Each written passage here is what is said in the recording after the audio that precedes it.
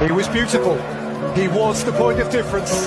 He has always been the point of difference. የምንጊዜው ምርጡ የእግር ኳስ ቲያትር ዓለም እንዲቋጭ በፈለገበት መንገድ ተደመደመ።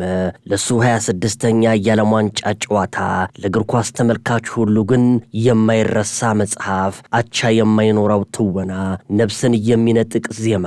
እግር ኳስ ለአንድ ወር ያህል በኳታር ጨርቋን ስትጥል ከርማ ማረፊያዋን ቦኖስ አይረስ አደረገች። የማይቻል የሚመስልን ነገር እንደሚቻል ኳታር ለዓለም ሕዝብ ያሳየችበት ድንቅ ትዕይንት። እነሆ እግር ኳስ የማታ ማታ ለእግር ኳስ ሞናሊዛው ሰገደች። ኳስ ባለውለታዋን አከበረች። በስተመጨረሻም የእግር ኳሱ ንጉሥ ቢሽት ወይም ትልቁን የንጉሥ የወርቅ ካባ በኳታር አሚር ሼክ ታሚም ቢን ሐሚድ አልታኒ እጅ ተረክቦ በእግር ኳስ ሕይወቱ ሲመኘው የነበረውን ዋንጫ አነሳ።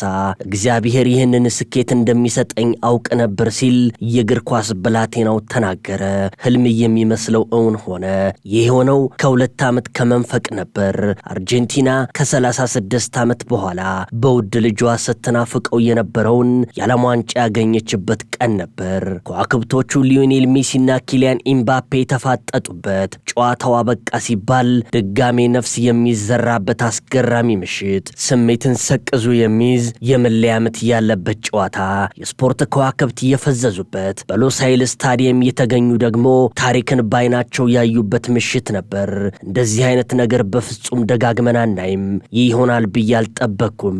ሁለት ግዙፍ ብሔራዊ ቡድኖች እግር በእግር የተያያዙበት ነው ሲል የእንግሊዝ የቀድሞ ተከላካይ ሪዮ ፈርዲናንድ ለቢቢሲ ዋን የገለጸበት ምሽት።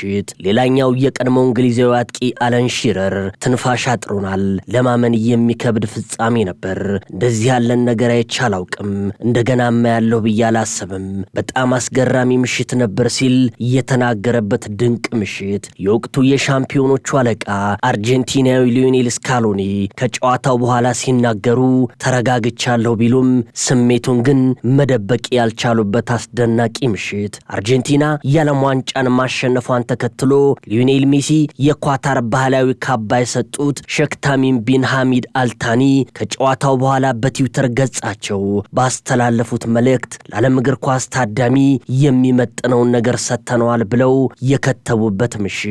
አርጀንቲና የኮከብ ሊዮኔል ሜሲ ዋንጫውን አንስቶ ከቡድን አጋሮቹ ጋር ደስታውን ከመግለጹ በፊት አንድ ክስተት የነበረበት ምሽት። ቢሽትሽ በአማርኛ አጠራሩ ሚስላህ በአረቡ ዓለም ወንዶች የሚለብሱት ባህላዊ ልብስ ወይም ካባ ነው። ካባው በሺህ ለሚቆጠሩ ዓመታት ሲለበስ የቆየ ነው። ጥንታዊ የክርስቲያንና የዕብራውያን ጽሑፎች ስዕሎች እንደሚያስረዱት ቢሽት ኢየሱስ ክርስቶስ ወደ ምድር ከመጣበት ጊዜ አንስቶ ይለብስ እንደነበር ቶክ ስፖርት በድህረ ገጹ የለጠፈበት ምሽት። ጥቁር ካባ ወይም ልብሱ የአረቡ ዓለም የማንነት ምልክት ተደርጎም ይወሰዳል። የፊፋው መሪ ጂያን ኢንፋንቲኖ የምንጊዜ ምርጡ ያሉበት የዓለም ዋንጫው ለመጀመሪያ ጊዜ በአረብ ሀገሯ ኳታር የተካሄደ ሲሆን ሀገሪቱም ለስታዲየሞቹ ግንባታ እንዲሁም ለአዳዲስ መሰረተ ልማቶች ከ$200 ቢሊዮን በላይ ወጪ ማድረጓ የተነገረበት። አርጀንቲና ከዚህ ቀደም እንደ አውሮፓውያኑ ዘመን ቀመር በ1978 እና 1986 የዓለም ዋንጫዎችን ማሸነፍ ችላ ነበር። ከ2 ዓመት ከመንፈቅ በፊት የተጠናቀቀውን የ2022 የኳታር ዓለም ዋንጫን በማሸነፍ 3ኛው የዓለም ዋንጫዋን ወደ ቦኖስ አይረስ ይዛ የተመለሰችበት ቀን። የ8 ጊዜው የባላንዶር አሸናፊው ሊዮኔል ሜሲ በምሽቱ ጨዋታ ላይ 2 ግቦችን ያስቆጠረበት፣ የውድድሩ ኮከብ ተጫዋችነት ክብርንም መቀዳጀት የቻለበት። የአርጀንቲና ብሔራዊ ቡድን አሰልጣኝ ሊዮኔል ስካሎኒ ይህንን ታሪካዊ ዋንጫ ስናነሳ ዲያጎ ማራዶና በኳታር ተገኝቶ ቢደሰት ህልሙ እንደነበር የገለጹበት ምሽት። ማራዶና እንደ አውሮፓውያኑ ዘመን ቀመር ከ1986 ካነሳው የዓለም ዋንጫ በኋላ 36 ክረምታቶች ተቆጥረዋል። ይሄኛው በታሪኩ ቀዳሚ ሆኖ ተመዝግቧል። ከ1977 እስከ 1994 ለብሔራዊ ቡድኑ የተጫወተው ማራዶና በ60 ዓመቱ ከ6 ዓመታት በፊት በልብ ድካም ሕይወቱ እንዳለፈ ይታወሳል። በመጨረሻም ሊዮኔል ሜሲ ተጠየቀ፣ ተናገረ። ከእንግዲህስ እኔ ምን እፈልጋለሁ?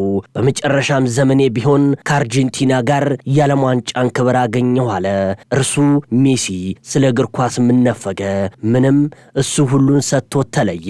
የዓለም ዋንጫን አሸናፊው የወርቅ ኳስ የወሰዱት ታሪካዮቹ ፓውሎ ሮሲ፣ ፔሌ፣ ዮሃን ክራይፍ፣ ቦቢ ቻርልተን፣ ሮናልዶ፣ ሉዊስ ናዛሪዮ ዴሊማ፣ ጆሴፔ ሚዛኦ፣ ኦሊቨር ካህን፣ ዚነዲን ዚዳን ያሉትም የሌሉትም ሊያነግሱት ይስማማሉ።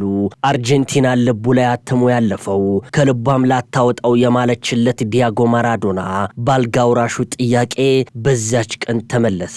አርጀንቲና ዋንጫ አሸነፈች። ሊዮኔል ሜሲ ከባርሰሎና ጋር ተለያይቶ እምባውጥቶ ሲያለቅስ ይህንን ሁሉ ዋንጫ አሸነፈ አይመስልም። 46 ዋንጫዎችን፣ 8 ባላንዶር፣ 10 የላሊጋ ዋንጫን፣ 4 የሻምፒዮንስ ሊግ ዋንጫዎችን፣ ለቁጥር የሚታክቱ ክብረ ወሰኖችን፣ የቡድንና የግል ስኬቶች ያሉት አይመስልም። እሱ ትልልቆችን ተጫዋቾች ትልልቅ ያደረጋቸው ነው። አሁንም ድረስ የ18 ዓመት ወጣት ነው የሚመስለው ሲጫወት። ሜሲን እንዴት አድርገን እንገልጸው ይሆን? 15 ክረምታቶቹን ወደ ኋላ ለመልሳችሁ የታላቁ የአውሮፓ ሻምፒዮንስ ሊግ ምሽት ነው። ታላቁ የእንግሊዙ ክለብ ማንቸስተር ዩናይትድ ከስፔኑ ኃያል ክለብ ባርሰሎና ጋር የዋንጫ ፍጻሜ ገጥሟል። አሁንም ድረስ ለማንቸስተር ዩናይትድ ደጋፊዎች ቅዠት የሆነ ምሽት ነው። እንቁ ምትሃተኛው ከፕሌይስቴሽን የሚፈጥነው ሜሲ ከቁመተ መለሎው ሪዮ ፈርዲናንድ በላይ ዘሎ የማትረሳውን ጎል አስቆጠረ። ይህ ስም የእግር ኳስ መገለጫ ነው። እግር ኳስን ስታይ ደስታ ጥግ ድረስ ነው። እሱ በእግር ኳሱ ዘመን ያላስቆጠረው የጎል አይነት የለም።